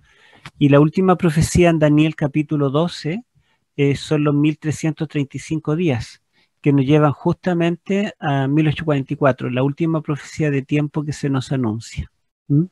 Bueno, ahí nos dice la cita, mensaje selecto, no, manuscrito 59, la página del año 1900. Carol ahí nos está diciendo que es ese manuscrito. Mensaje selecto también, pastor. ¿También mensaje selecto? Sí. Ya. Si alguien la tiene, puede leerla. Si alguien tiene la cita.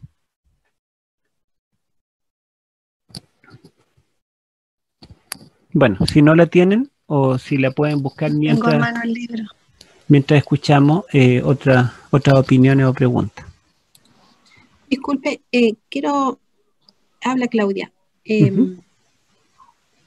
Entiendo la fecha de 1844, pero la que no entiendo es la de 1798. ¿Cómo se llega ahí? Ya. Bueno, mire, es un punto que yo todavía no lo he aclarado en mi mente. Digamos, le reconozco este punto, porque cuando nosotros estudiamos Apocalipsis capítulos 10 al 12, perdón, Daniel capítulos 10 al 12, particularmente el capítulo 12, claramente se está refiriendo a los 2300 días. Por ejemplo, en Daniel capítulo 8, nosotros tenemos que el cuerno pequeño se levanta contra el continuo. Y en el capítulo 12 dice que el rey del norte se levanta contra el continuo. Dice que el santuario es echado por tierra por el cuerno pequeño del capítulo 8. Y en el capítulo 12 dice que también el santuario es echado por tierra. En el capítulo 8 se dice que este poder es una abominación desoladora. En el capítulo 12 se dice que el poder que atacaría esta institución sería una abominación desoladora. En el capítulo 8 hay dos santos que hablan, pregunta y respuesta, ¿hasta cuándo? Hasta 2300 días. En el capítulo 12 estos dos seres vuelven a aparecer, uno a cada lado del río, y también ellos preguntan, ¿hasta cuándo? ¿Hasta cuándo durarán estas maravillas? Entonces hay muchos paralelos y claramente los 2300 días están presentes allí, no solamente como periodo, sino que están presentes en el lenguaje del capítulo 12. Pero en el capítulo 12, cuando se le pregunta al ser glorioso ¿hasta cuándo? La pregunta está más que nada preocupada ¿hasta cuándo durarán las maravillas? ¿Y qué son las maravillas? Son las obras malas del cuerno pequeño o del rey del norte. Es la persecución. Entonces, ¿hasta cuándo durará la persecución? Y responde hasta tiempo, tiempos y medio tiempo. Y allí, cuando se acabe la persecución del pueblo santo, todas estas cosas se cumplirán. Lo que viene, digamos, 1844 y todo lo demás. En cierta forma, los dos periodos están como interrelacionados allí. En Daniel capítulo 12 se está evocando, se está mencionando explícitamente tiempo, tiempo, medio tiempo, que solo se había mencionado en el capítulo 7. Pero todo el lenguaje nos está hablando de Daniel 8. Y ahora en Apocalipsis capítulo 10 está evocando el capítulo 12 de Daniel y está evocando también los dos periodos. Entonces cuando se dice el tiempo no será más, la palabra griega allí se debiera traducir el periodo no será más. Y como el periodo mencionado en forma explícita en el capítulo 12:7 son los tiempo, tiempo, medio tiempo, yo entiendo que el periodo de persecución termina, no será más. Pero también se podría entender que el tiempo o el periodo, que es la preocupación del capítulo 12 para entender, y el periodo que está cerrado y sellado, es el periodo de los 2300 días, que llega a 1844. Ese periodo tampoco será más. Entonces, como que estos dos periodos están en la retina, ¿verdad? En la retina de la profecía, tanto en el capítulo 12 de Daniel como en el capítulo 10 de Apocalipsis. Pero cuando nosotros queremos referirnos a un periodo, ¿cuál es el periodo en particular? Queda un poquito allí como ambiguo. Sin embargo, los dos están referidos. Y justamente Elena de White se refiere a los 2300 días, que me parece que alguien ya encontró la cita. Si alguien la encontró, vamos a pedir que lo lea.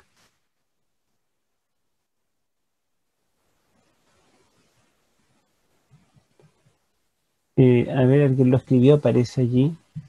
Comentario bíblico adventista. Bueno, ahí pusieron varias citas. A ver, vamos a leer una. Dice, mensajes, bueno, capítulo 23 de mensajes selectos, nos dice cuál es el tomo, pero yo creo que debe ser manuscritos. Dice, vez tras vez se me ha amonestado acerca de fijar fechas. Nunca más habrá un mensaje para el pueblo de Dios que se base en el tiempo. No hemos de saber el tiempo definido, ya sea del derramamiento del Espíritu Santo o de la venida de Cristo. Eso está MS 220. ¿Será manuscrito 220 o mensaje selecto el tomo 1, 2 o 3? No sé cuál, si es que fuera mensaje selecto. Después hay otra cita que dice, nuestra posición ha sido de esperar y velar, sin que se proclame un tiempo que tenga lugar entre el fin de los periodos proféticos en 1844 y el momento de la venida de nuestro Señor. Y eso está en manuscritos liberados, el tomo 10, página 270. Bueno, ahí dice los periodos de tiempo que terminan en 1844, o sea, ahí está abarcando ambos. Luego hay otra cita que dice, la gente no tendrá otro mensaje acerca de un tiempo definido. Después de este lapso, y cita Apocalipsis 10, justamente, que ahora abarca desde 1842 a 1844, no puede haber ningún cómputo definido de tiempo profético. El cálculo más prolongado llega hasta el otoño de 1844. Y eso está en el Comentario Bíblico Adventista, tomo 7, página 982. Bueno, ahí está, entonces, es el tomo 1 de Mensajes Selectos McLaren. Capítulo 23, página 220. Ahí está entonces la respuesta. Bueno, no sé si alguien más quiere decir algo, opinar. Buenas noches, pastor. Buenas noches, hermano Miguel.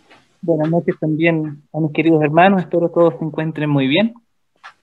Me llama mucho la atención, Pastor, lo que comentó acerca del rollo del capítulo 5 de Apocalipsis y el librito de Apocalipsis, capítulo 10. Se me viene a la mente los cambios de lugar que hay, por ejemplo, lo que sucede en el cielo, en la morada de Dios, con lo que sucede en la tierra. Veo, por ejemplo, en Lucas 2, cuando en el cielo hay un anuncio acerca de Cristo y su nacimiento, y en la tierra vemos los sabios, ¿cierto? En busca de ese evento. Hay una señal en el cielo de algo que sucede en la tierra. Lo mismo me parece en el año 31, cuando asciende Cristo, y días después, ¿cierto? Tenemos un evento en la tierra, el Espíritu Santo y la predicación, ¿cierto? Del Evangelio, de arrepentirse para que sean los pecados perdonados. Hay un evento en el cielo y hay un anuncio en la tierra. Y me parece que el capítulo 5, que es un evento que sucede en el cielo, ¿cierto? Y que está muy ligado también al capítulo número 10, por lo que hemos estudiado hasta aquí, es que ese libro que en algún momento comienza a desellarse y llega a 1844, aproximadamente con su último sello. Se abre ese libro en el cielo, pero en la tierra comienza algo. Entonces, ese juego, ese cambio de escenario me parece muy, muy importante por el hecho de que lo que está sucediendo en el cielo ahora, en este momento, hay un remanente que lo está predicando, y ese libro del capítulo 5, no sé, ahora tengo más fuerza para decir que en realidad sí es el libro de la vida, o es el libro que en el cielo se abre y que en la tierra, ¿cierto?, se está predicando ese evento. Me parece interesante esa propuesta, y la había pensado, la había analizado con respecto a su libro también, y creo que ahora me queda más claro, toma más fuerza. Bueno, gracias, hermano Miguel. Sí, en realidad es impactante que esto es el fin de la historia del conflicto cósmico. Todos los seres creados por Dios en el universo están ahora en esta etapa que se llama juicio investigador, y hay un pueblo, un grupo en la tierra que lo ha comprendido y lo está proclamando. Somos parte de este engranaje celestial, estos mensajeros de Dios. A pesar de lo que somos, ¿verdad? Dios nos ha llamado y nos utiliza para hacer esta obra. Es un privilegio, así es. Así Amén. es. Amén. Gracias, Pastor.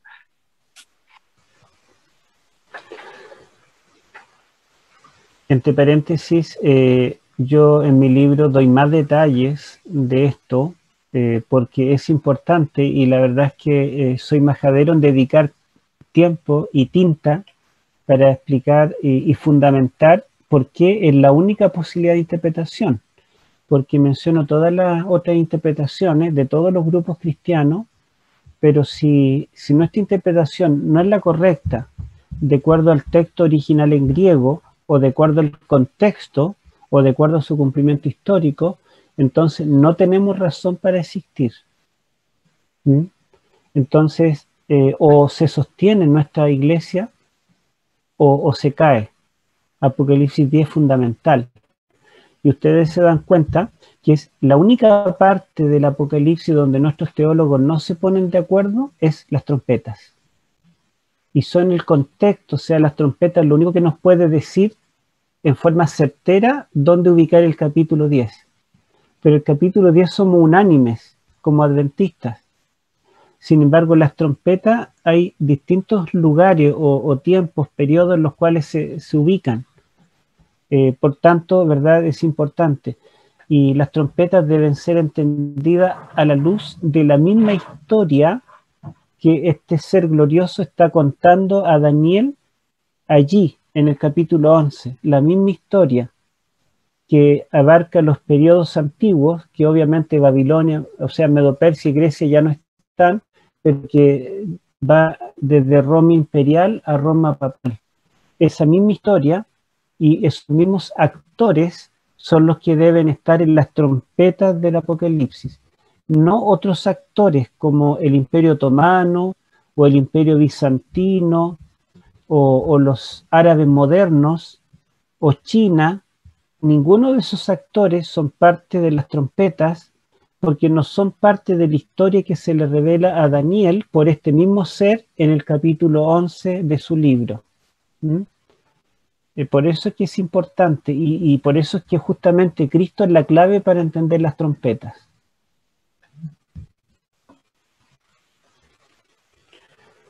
Bueno,